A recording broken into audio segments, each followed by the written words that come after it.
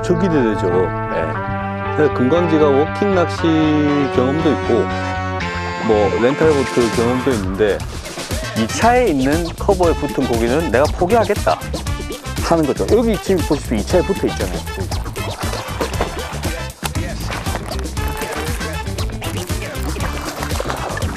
이렇게.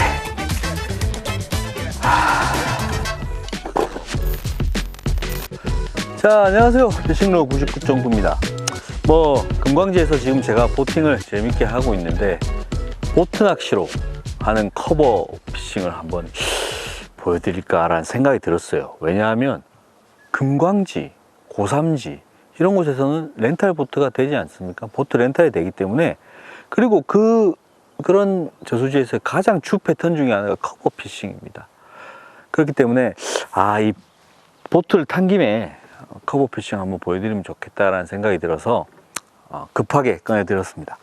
일단은 제가 오늘 보여드릴 커버 피싱은 나무가 있는, 즉 커버에도 종류가 정말 많지만 수초, 마름 이런 커버 말고 이러한 잔가지가 있는 나무에서의 커버 피싱은 어떻게 하는 것인지, 특히 고삼지, 금광지 같은 보트 렌탈이 되는 곳에서는 어떻게 하는 게 더 효율적인지를 제가 한번 보여드리겠습니다.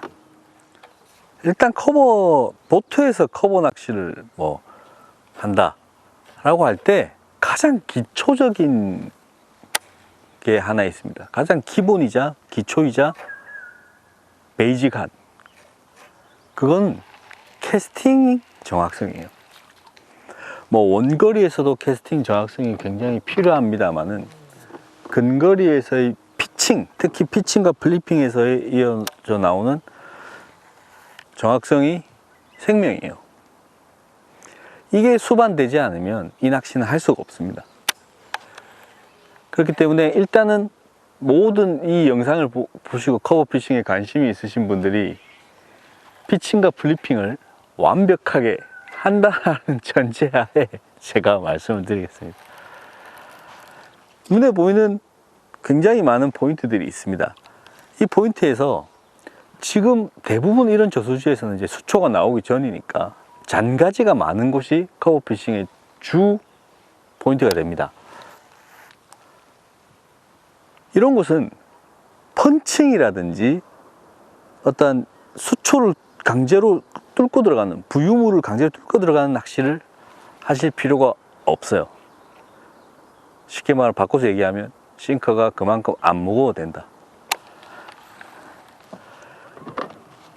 이런 잔가지가 많이 있는 지역에서 폴링의 속도가 굉장히 중요합니다.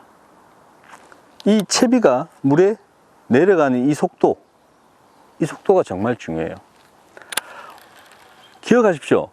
잔가지가 많은 지역에서 커버를 할 때 가장 기억해야 할 것 첫 번째는 오래 보여줘야 됩니다. 그러면 속도가 빠르면 안 돼요. 적당히 나무도 강제로 치고 내려가면서, 나무를 치고 강제로 내려가면서, 웜도 강제로 끌고 내려가면서 적당히 보여줄 수 있는 그런 무게의 싱커를 쓰시는 게 좋습니다. 우리가 매트라고 하죠. 마름이라든지 이런 굉장히 빡빡한 곳에서 강제로 뚫고 들어가게 하려고 하면 대부분 1온스 이상을 많이 쓰시죠. 1온스 이상은 뚫고 내려갔을 때 그냥 순식간에 쑥 내려가 버리거든요. 이런 듬성듬성한 그런 곳에서는 그렇게 할 필요가 없다. 그렇기 때문에 제가 추천드리고 싶은 싱커의 무게는 2분의 1온스. 2분의 1온스 무게를 기준으로 잡으시고 한번 낚시를 해보십시오. 근데 이 2분의 1온스도 크고 무겁긴 합니다만은 이거를 웜의 크기, 웜의 부속물, 다리라든지 촉수 이런 것들, 그리고 스커트, 레틀 이런 것들로 인해서 속도를 더 가감할 수가 있습니다. 지금 제가 사용하고 있는 건 스커트도 있고 웜의 부속물도 꽤 큰 웜을 쓰고 있죠. 그렇기 때문에 2분의 1온스를 썼지만 생각보다 그렇게 빠르게 내려가지 않습니다. 무게는 있어서 캐스팅은 잘 되지만 속도는 어느 정도 베스에게 많이 보여줄 수 있는 속도를 가지고 있다는 거죠. 그렇기 때문에 첫 번째는 속도가 정말 중요합니다. 그렇기 때문에 싱커 무게는 이렇게 여유 공간이 많을 때는 최대한 베스에게 많이 보여줄 수 있고 적당히 내려갈 수 있는 속도를 정해야 됩니다. 제가 추천드린 건 2분의 1호스. 자, 두 번째는 커버 피싱의 중요한 거는 내 눈에 안 보이는 곳이라 하더라도 어느 정도 수심만 받쳐주면 커버의 역할을 무조건 할 수 있다는 겁니다. 그리고 커버를 칠 때도 1차적으로 먼저 들어가야 될 곳이 있고 2차적으로 먼저 들어가야 될 곳이 있는데 수심이 아무리 얕다고 하더라도 내 눈에만 안 보이고 물바닥이 안 보이면 베스에게는 숨을 수 있는 여건이 됩니다. 자, 그런 다음에 지금 제가 버드나무 종류를 제가 이제 치려고 하는데 과연 어디를 먼저 던져야 되나라는 생각을 많이 합니다. 물론 고기가 붙어 있는 지역은 고기 마음입니다만은 확률적으로 봤을 때 베스는 이런 버드나무 물속 가지 같은 경우에는 주된 줄기에 붙어 있는 경우가 많습니다. 그러니까 쉽게 말씀드리면 잔가지가 계속 많이 나와 있지만 그 중에서 제일 굵은 거로 공략하는 게 확률이 높습니다. 왜냐하면 베스는 장애물을 의식해서 붙고 그 중에서도 굵은 줄기가 가장 안심할 수 있게끔 해주기 때문에 고기가 붙을 확률이 높은 거죠. 정답은 아닙니다만 확률이 높죠. 자, 그리고 첫 번째로 제가 중요하다고 말씀드린 게 속도, 싱커의 무게, 폴링 속도라고 말씀드렸고, 두 번째는 붙어 있는 곳을 어떻게 공략할 때 수심과 그 환경이 중요하다고 말씀드렸습니다. 세 번째는 소리입니다. 소리. 액션이죠. 소리는 액션을 수반합니다.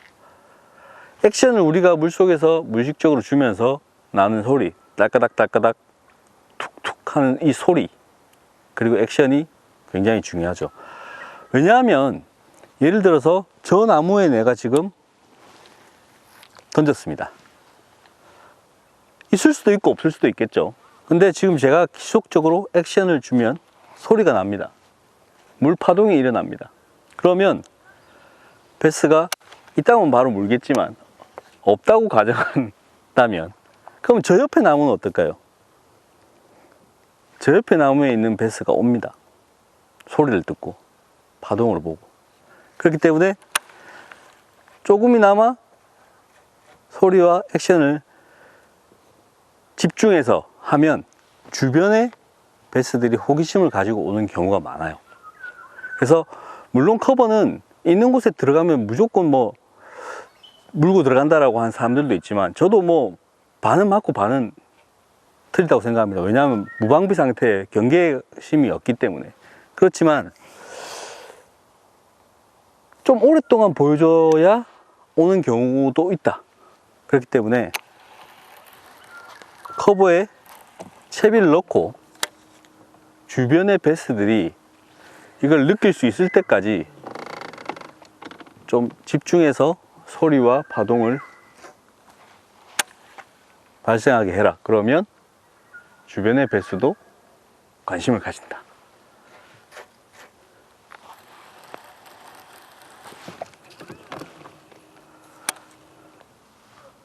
그 중에서도 줄기가 지금 막 나오는데 굵은 줄기가 중간에 딱 있죠.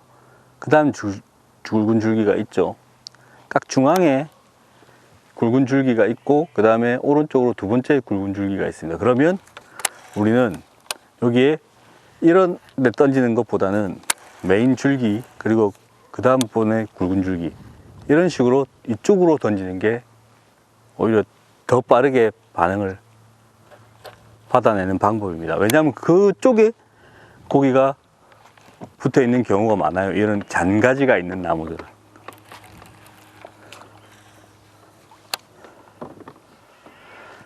자, 그리고 네 번째, 이런 고삼지나 금강지 같은 이런 저수지에서 물 밖에 나와 있는 이런 나무들이 있습니다. 물 속에 잠겨 있는 버드나무 말고 물 밖에서 자라서 물 속으로 잠겨져 있는 저런 나무들, 이런 나무들은 물 바깥이 보이냐 안 보이느냐에 따라서, 즉 쇼어라인이 눈에 보이냐 안 보이냐에 따라서 포인트 굿이라 합니다. 지금 봤을 때 여기는 큰 포인트가 되지는 못해요. 왜냐하면 다 보입니다. 물 밖이 다 보여요. 물 안이 지금 맞닿는 경계라인이 다 보입니다. 이런 곳은 베스들이 있다고 하더라도 굉장한 경계심을 갖고 있는 경우가 많습니다. 이런 경우에는 앞쪽에 던지시는 것도 좋지만, 제가 볼 때는 이쪽은 포기하시고 조금 더 내가 봤을 때 그 쇼어라인 맞닿는 연안가가 눈에 약간이라도 안 보이는 곳을 찾는 게 유리합니다. 자, 저기보다는 저기가 수심이 좀 더 깊기 때문에 조금 더 안 보이죠. 오히려 저기보다는 여기가 훨씬 더 좋은 포인트라고 보시면 됩니다.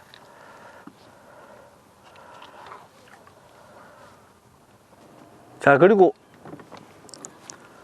좋은 커버가 되는 나무 고르는 법, 제가 대청호 편에서 뭐 잠시나마 말씀을 드렸습니다만은, 우리가 나무 커버를 봤을 때, 겉으로 봤을 때는 우와 진짜 던지면 바로 물 것 같은데, 이런 생각을 많이 하죠. 저도 그렇습니다만은 일단 나무를 봤을 때, 나무가, 우리가 그림을 그릴 때 나무 그림 이렇게 그리잖아요.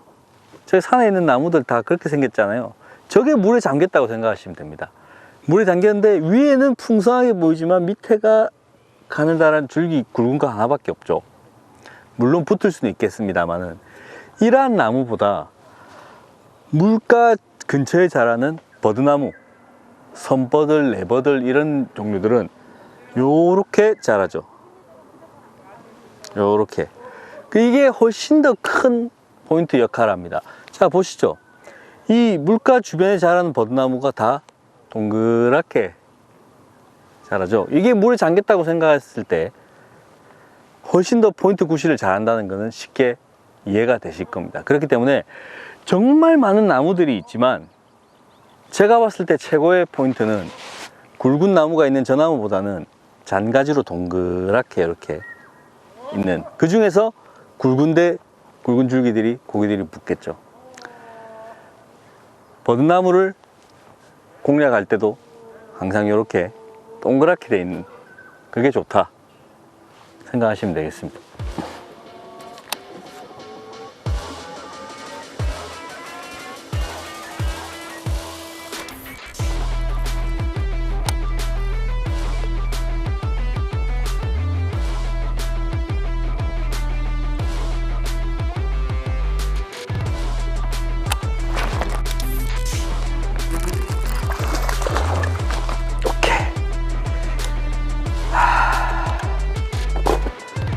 맞습니다. 검어낚시. 자, 금강지 커버로 잡은 멋진 베스인데, 이 베스도 역시 한 45쯤 되네요. 사용한 거는 제가 추천드렸던 2분의 1온스 텅스텐 싱커에 스커트가 있어서 폴링 속도를 조금 조절할 수 있는 스커트가 달린 훅을 썼습니다. 색깔이 저 앞에 잡았던 거하고 좀 다르게 커버에 좀 있었던 느낌이 들죠.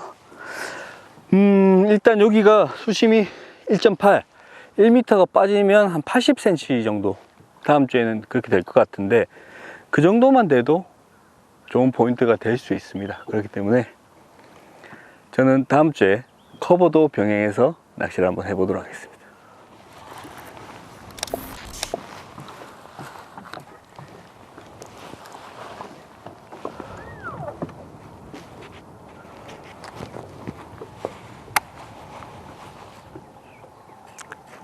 이런 커버를 칠 때는 대부분 맹탕으로 돼 있는, 즉 커버 앞에가 아무것도 없는 경우가 잘 없습니다. 저기가 1차 커버라고 보죠. 1차 커버가 돼 있으면 그 앞에 잣나무가 있는, 뭐 돌이 있는 그런 이 차가 그 앞에 있는 경우가 굉장히 많아요. 그렇기 때문에 내가 저 앞쪽 깊숙한 걸 노리겠다라고 생각한 경우에는 앞에 먼저 치고 들어가야 됩니다. 만약에 안 치고 들어간다는 거는 이 차에 있는 커버에 붙은 고기는 내가 포기하겠다 하는 거죠. 여기 지금 보십시오. 이 차에 붙어 있잖아요. 우와, 컸는데. 진짜 컸는데.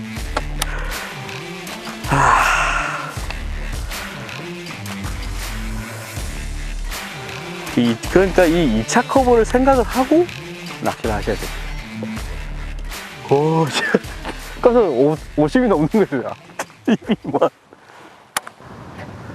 커버 낚시를 또 하다 보면 크나큰 또 고민에 휩싸일 때가 한 번씩 있는데, 과연 라인은 그러면 어떤 걸 어떻게 써야 되나, 그런 또 고뇌에 빠지곤 합니다. 저도 정말 시행착오를 많이 겪었거든요. 이걸 합사를 써야 되나, 카본을 써야 되나, 아니면 뭐 다른 걸 써야 되나, 고민과 고민을 거듭한 끝에 저는 이제 딱 정해졌습니다. 그 마름이라든지 정말 빽빽한, 물속이 너무 빽빽한 그러한 수초에서 커버, 억지로 끌고 오는 그러한 커버 낚시는 합사, 그리고 이런 듬성듬성한 나무 같은 곳, 이런 커버는 카본 쓰기로 했습니다. 카본 보통 25파운드에서 30파운드. 옛날에는 카본 30파운드가 안 나와서 그 쇼크리더, 바다용 쇼크리더를 썼는데 최근에는 나오고 있습니다. 왜 카본이냐? 무조건 합사 써도 되지 않느냐? 물론 저도 그렇게 생각했습니다. 근데 합사를 쓰다 보니까 입질을 받았을 때, 예를 들어서 이렇게 던져서 지금 쭉 들어가는데 여기서 입질을 텅 하고 받았어요. 그래서 챔질을 딱 했는데 그 합사 특유의 연신율 없음 때문에 퉁 하고 어이없이 터지는 그런 것도 있고, 그리고 터지지 않더라도 힘을 줘서 못 뽑듯이 합사로 뽑는다 하더라도 이게 워낙 강하니까 입에 제대로 박혔다 치더라도 이 입 옆에 상처를 내요. 이렇게 하면 벌어져서 툭 빠지는 경우가 있는 거죠. 그렇기 때문에 카본처럼 약간 어떤 그 쫀쫀함, 그게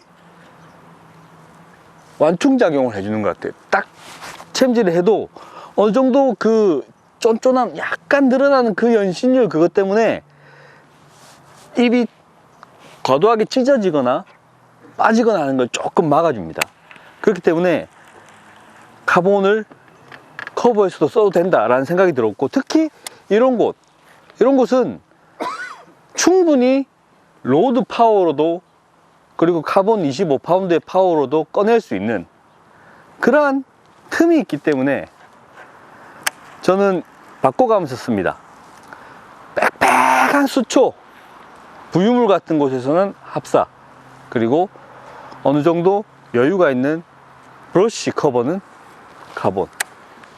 자, 커버 낚시 심화학습 제가 하고 있는데요. 커버 낚시에서 가장 많이 쓰이는 채비를 좀 소개를 시켜 드리려고 합니다. 그 채비마다 사용법, 리깅법, 이런 것들이 다 다르니까 알려드릴게요. 일단 미국이나 일본에서 일단 커버 하면 가장 많이 사용하는 거는 스트레이트 훅입니다. 우리가 이제 일자로 뻗었다고 해서 스트레이트 훅이라고 하는데, 이제 대부분 플리핑 지그 훅이라고 합니다. 플리핑, 가까운 데서 커버 낚시를 하면서 잡아낼 수 있는 훅인데, 일자로 뻗어 있기 때문에 챔질의 힘이 가장 바늘 끝에 전달이 잘 됩니다. 한번 꺾어서 돌아가는 옵셋보다 훨씬 더 적은 파워로도 커버에서 고기 입에 바늘을 박을 수가 있죠. 근데 이게 단점이 있습니다. 이 훅에 보시면 이렇게 어긋나지 않게끔 이 가드가 있는데, 이 가드가 없는 제품들을 웜에 리깅을 하면 이 훅이 돌아가요. 조금만 잡으면 계속 어긋나고 돌아가는데, 이제 그걸 방지하기 위해서 가드가 있는데, 그것도 둘째 치더라도 옵셋 훅에 적응이 되신 분들은 이 리깅법이 어렵습니다. 보통 웜하고 똑같이 이렇게 끼운 다음에 돌려서 그냥 이 웜을 리깅을 하려고 하면 일자로 되어 있기 때문에 밖으로 이렇게 나와버리죠. 이렇게. 그렇게 되면 커버 낚시에 쓸 수가 없죠. 너무 잘 걸리니까 바늘이. 그래서 이렇게 스트레이트로 된 훅은 약간의 불안한 모습을 띠고 있습니다. 예. 이런 식으로 이렇게 리깅을 합니다. 베스가 물고 힘을 주면 이 바늘이 자동으로 이렇게 튀어나오게끔 이렇게 바늘 끝을 웜 속에 숨겨두는 건데, 이게 장단점이 있어요. 이 스트레이트 플리핑 지그의 장점을 그대로 이어받아서 적은 힘으로도 관통해서 베스의 입이 잘 박히게 하지만, 거친 곳에서 몇 번 쓰다 보면 여기 쓸리면서 이게 바늘 끝이 나오게 되면 조금 채비 손실이 많아질 때가 있다. 그게 이제 단점인 거죠. 그래서 저 같은 경우에도 이 훅을 사용할 때가 있습니다만은, 저는 그 일반 와이드갭을 많이 씁니다. 왜냐하면 리깅이 정말 정확하게 잘 되기 때문이죠. 그렇기 때문에 서로의 선호하는 스타일이 다를 겁니다. 플리핑 지그 일자로 된 걸 선호하시는 분들이 있고, 저처럼 일반 와이드갭 옵셋 훅을 세팅해서 사용하시는 분들이 있을 거고요. 그리고 커버하면 제가 지금은 이런 대형 저수지에서 버드나무 잠긴 곳을 공략하는 방법을 가르쳐 드리지만, 본의 아니게 부유물이나 수초가 좀 많이 자서 그걸 뚫어야 될 때는 이제 커버 낚시의 꽃이라고 할 수 있죠. 뚫는다, 그 뜻이 바로 펀칭 아니겠습니까? 그래서 펀치 리그입니다. 텍사스 리그처럼 생겼지만, 텍사스 리그 싱커처럼 생겼지만, 텍사스 리그 싱커에 스커트를 달 수 있게끔 되어 있고, 거기에 플리핑 지그라든지 옵셋 훅을 세팅을 해서 사용하는 루어를 펀칭이라고 합니다. 무조건 다 뚫는 거는 다 펀칭에 속하긴 하지만, 펀치 리그의 원형을 어떻게 생겼습니까? 라고 물어봤을 때는 이게 정답입니다. 자, 그리고 최근 들어서 이제 커버에서 많이 사용되고 있는 게, 제가 그 알짜리 낚시할 때도 보여드렸죠. 예. 흔히 우리가 도쿄 리그라고도 하기도 하고, 미국 같은 데서는 펀치샷 리그라는 제품으로 판매가 되고 있는, 우리나라에서 프리지그에서 영감을 받은 그러한 제품이라고 보시면 되겠습니다. 훅 아이에 링을 달고 거기에 싱커와 바늘을 다 같이 단 걸로, 커버 낚시에서 요즘에 각광을 받고 있는 이유는 이게 유동이 아니고 직결이, 그 훅에 직결이 되어 있기 때문에 억지로 싱커가 끌고 내려갑니다. 이렇게. 그래서 정확하게 원하는 바닥에 안착을 시킬 수 있기 때문에 최근 들어서 각광을 많이 받고 있어요. 그리고 커버 낚시 할 때 가장 고전적인 것을 말하자면 말 그대로 커버 지그입니다. 커버 지그. 러버 지그하고 뭐 거의 생긴 건 비슷한데, 러버 지그 같은 경우에도 커버 이 지그의 계열에 들어갑니다만은, 이 커버 지그는 가장 특징이 헤드의 모양이 잘 걸리지 않게끔 아키 형태, 삼각형이나 약간 길게, 우리가 특정 제품이죠. 코브라라고 하는데 그런 잘 걸리지 않게끔 뾰족한 모양을 가지고 있습니다. 그리고 가장 큰 특징 중에 또 하나가 위드 가드죠. 이 가드가 있기 때문에 잘 걸리지 않는다는 특징이 있습니다. 물속에 들어갔을 때 이 나뭇가지에 가드가 없으면 바로 이게 걸릴 텐데, 이 가드가 있으니까 안 걸리고 빠져나온다는 거죠. 그리고 베스가 물 때는 가드를 누르고 부르니까 챔질에는 특히 뭐 크게 위화감을 주지 않는다라고 하는데, 아무리 가드가 있어도 장애물이 복잡하면 결국에는 걸리게끔 되어 있습니다. 하지만 이걸 왜 써요? 그럼 맨날 걸리는데 하는데, 어떠한 바늘을 숨기고 스트레이트를 쓰고 뭐 플리핑 지그 쓰고 해도 노출되어 있는 바늘에 챔질 성공률을 따라갈 수가 없거든요. 잘 걸리긴 하지만 일단 물어라. 바늘 나와 있으니까 바로 바뀌게 해준다. 그렇기 때문에 일장일단이 있습니다. 그래서 제가 생각할 때는 지금처럼 버드나무가 이렇게 많이 있는 곳 같은 경우에는 입질이 들어왔을 때 약간 여유를 주고 옵셋이 달린 훅으로 강하게 챔질하는 것을 추천을 드리고, 그리고 매트라든지 부유물 이런 것들을 뚫어서 넣어야 될 때는 펀치리그인데, 펀치리그에 스트레이트 훅, 플리핑 지그 훅을 넣어서 사용하시기를 권장드립니다. 그리고 수초 뜯고 나올 수 있는 아주 가느다란 브러쉬 물속에 잠겨 있는 곳, 그런 곳에서는 커버 지그 잘 걸리지 않고 챔질 성공률이 높으니까 커버 지그를 쓰는 걸 추천드리고, 마지막으로 커버샷 같은 경우에는 내가 핀포인트를 노려서 정말 정확한 핀포인트를 노릴 때, 제가 알짜리 할 때 했잖아요. 그런 핀포인트를 노려서 오랫동안 정확하게 한 자리에서 오래 있을 때 이걸 쓰시면 좋을 것 같습니다.